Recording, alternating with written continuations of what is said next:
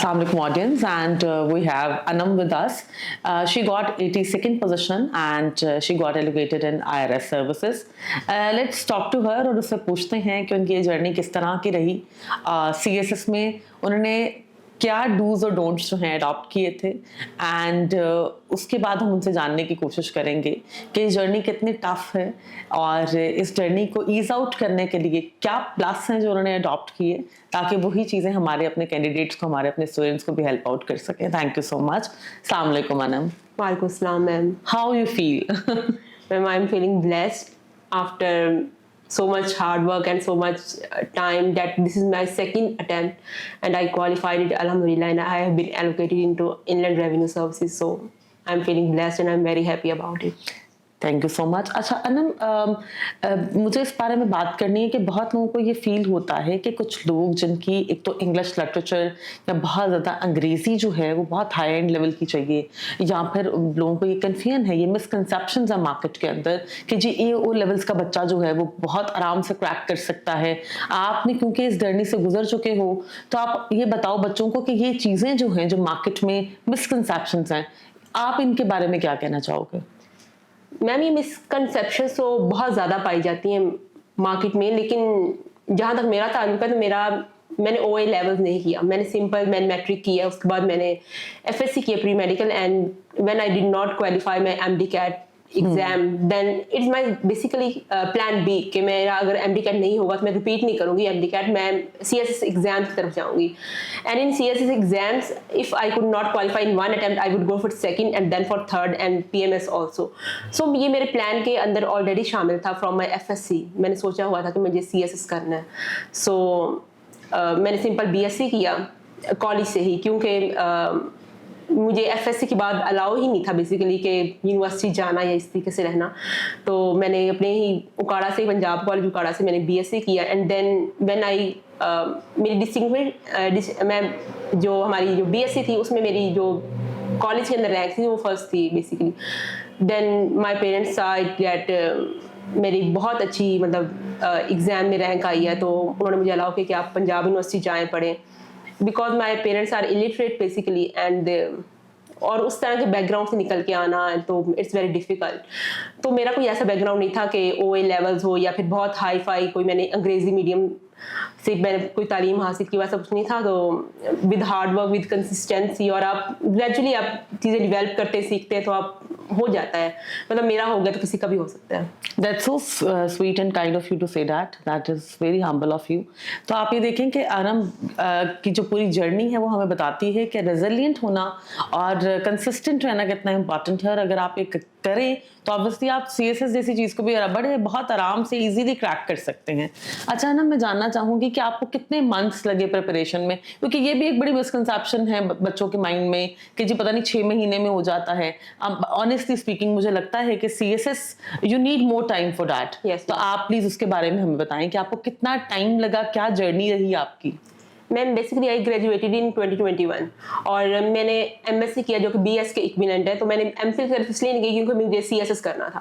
तो मैंने first attempt अपनी दे दी 2022 के अंदर, क्योंकि वो एक तो जल्दी भी था और ऊपर से 2022 के अटेम्प्ट्स जो थे वो मई के अंदर जाके एग्जाम्स हुए थे, तो टाइम मुझे लगा काफी है.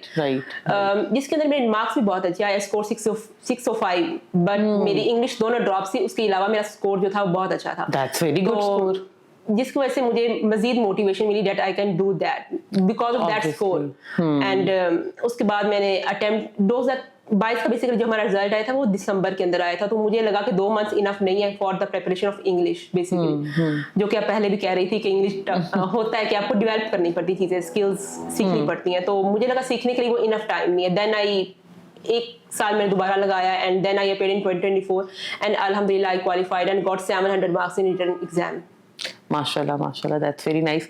अच्छा आप ये बताएं कि आपका जो ऑप्शनल सब्जेक्ट का कॉम्बिनेशन था what was that? Yes ma'am, my options were political science, chemistry, basically दोनों 200 मार्क्स में है, and then environmental sciences and Punjabi, and I scored among the highest in chemistry 140 out of 200. That's very nice, that's very nice. अच्छा, optional subject को choose करने के लिए आपने क्या टेक्निक यूज की थी? What was the core technique?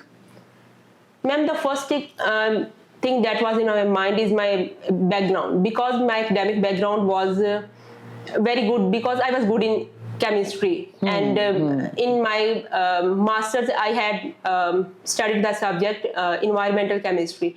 So from that I take help, and I opted for environmental sciences as well, and I scored 74 in it, which is a very good score. So, and when I started my CSS journey, my CSS preparation, because of the knowledge that I gathered in my current affairs and Pakistan affairs, I inclined my interest towards the political science. So I opted that from my interest, from my background, and from the basically the teachers of Punjabi. So basically these are the three combinations that I would suggest. Firstly, go with your educational background if you are strong and if you are confident enough in it. Otherwise don't do that, because chemistry में आपको बहुत मेहनत करनी पड़ती है. आप बिल्कुल इस तरीके से नहीं होगा कि आप कोई साइंस सब्जेक्ट चूज करें, because this is 0 or 10. Whether you score or whether you're not. So besides academic background, this is your interest. This is very important. And the third is that कि आपको teachers बहुत अच्छा अगर किसी की subject का available है, and आपको ट्रस्ट है कि आप कर लेंगे, तो फिर आप उस सब्जेक्ट को ऑप्ट करें. लोगों के पीछे मत लगें कि अगर सब लोग एक सब्जेक्ट टॉप कर रहे हैं या सबके मार्क्स अच्छे आ रहे हैं तो आप कहेंगे इस साल ये सब्जेक्ट अच्छा जा रहा है तो मेरा इंटरेस्ट नहीं भी है तो मैं सब्जेक्ट को रख लेता हूँ. तो ऑब्वियसली आप एक तो फर्क तो लेंगे, फिर आपको पता चलेगा कि ये सब्जेक्ट आपको उतना फ्रूटफुल हो सकता साबित ना हो जितना आपको आपका इंटरेस्ट वाला सब्जेक्ट आपको अच्छा लगे. So I would say interest बहुत इंपॉर्टेंट है आपका. Very good. अच्छा, आपने बताया कि फर्स्ट अटेम्प्ट में obviously you flung in obviously English essay in precis exam. तो आप मुझे ये बता सकते हैं what was the technique you used to crack these two papers in your second attempt? Ma'am, firstly मैंने पास्ट पेपर्स को देखा, एनालाइज किया, and then I practise a lot and I evaluated this papers a lot from multiple teachers from everywhere. मतलब जहाँ पे मुझे कोई teacher अच्छा मिलता था तो मैं इवेल्युएट बहुत ज़्यादा करवाती थी, एसएस को भी और प्रेसी के पेपर्स को भी. तो मैंने, और उसके अलावा मैंने ये किया था कि मैंने प्रेसी के जो पेपर थे उसको डिवाइड कर लिया था कि कौन सी चीज़ें मुझे याद करनी है, pair of words, synonym, antonyms and idioms, और उसके अलावा मैंने देख लिया था जिनको मैंने प्रैक्टिस करना था. मैंने इनको 2 पोर्शन में डिवाइड कर दिया था. तो मैंने इस तरीके से डिफरेंट एक अप्रोच के साथ चली थी, तो इस दफ़ा क्लियर हो गया था. बिल्कुल ठीक. अच्छा, यहाँ मैं हाईलाइट करना चाहूंगी कि written practice is the key to success. Yes ma'am. Always remember this students. हमारे स्टूडेंट्स, क्योंकि समटाइम्स ये होता है ना, अगर आप देखते हैं जो मार्केट ट्रेंड्स हैं, बच्चों को लगता है we need to read a lot. किताबें पकड़ लो, न्यूज़पेपर रीड कर लो, जर्नल्स देख लो. मेरा भी अपने बच्चों के साथ एक बड़ा कोर जो डिबेट होती है वो यही होती है, you should go with one book with one resource only, और उसके साथ आप फोकस करें कि आप न्यूज़पेपर रीडिंग वगैरह कर लें. And last but not the least, focus on your written practice. अगर आप 3 घंटे पढ़ रहे हैं तो आप 6 घंटे लिखें. That's how you can crack the written exam. अच्छा, फिर अब मुझे फर्दर बताएं, how KIPS assisted you in this journey? Ma'am, basically जैसे मैंने आपको बताया कि मेरी ये प्रिपरेशन तकरीबन 2 से 3 साल चली है, क्योंकि मैंने फर्स्ट अटेम्प्ट में नहीं क्रैक कर सकी. तो मेरा ये था कि मुझे कुछ ऐसा प्लेटफॉर्म मिला जिसकी वजह से मैं अपनी जो प्रिपरेशन उसको स्ट्रीमलाइन रखूं. तो मुझे ये था कि मैंने ऑनलाइन टेस्ट प्रिपरेशन जो है वो ज्वाइन किया था, ऑनलाइन टेस्ट सेशन. तो मैं ये होता था कि जो सिलेबस दिया गया किप्स का ऑनलाइन टेस्ट में, जैसे 5 पोर्शन में डिवाइड करते हैं टेस्ट को, तो मैंने उसको फिर मैं कहती थी कि ये पोर्शन है, इसको मैंने याद करना है, एंड देन फिर उसमें से टेस्ट आएगा, मैं उसको सॉल्व करूंगी, देन वो इवैल्यूएटेड होकर जो मुझे मिलेगा फिर मैं उससे सीखूंगी. तो मेरी ये स्ट्रेटजी थी कि मुझे वो प्लान मिले और मैं उस प्लान को लेकर चलूँ. तो मैं किप्स ने मुझे इसमें बहुत असिस्ट किया. उसके अलावा मैं फिर इंटरव्यू के लिए आई, तो फिर साथ शाहिद वजीर के साथ मैंने 1-on-1 किया, and then 1 panel mock. So KIPS ने मुझे बहुत हेल्प आउट किया. बेसिकली जो टेस्ट सेशन थे उन्होंने मुझे बहुत ज्यादा हेल्प आउट किया मुझे रिटन प्रैक्टिस में, जिसकी वजह से मेरा 700 स्कोर आया.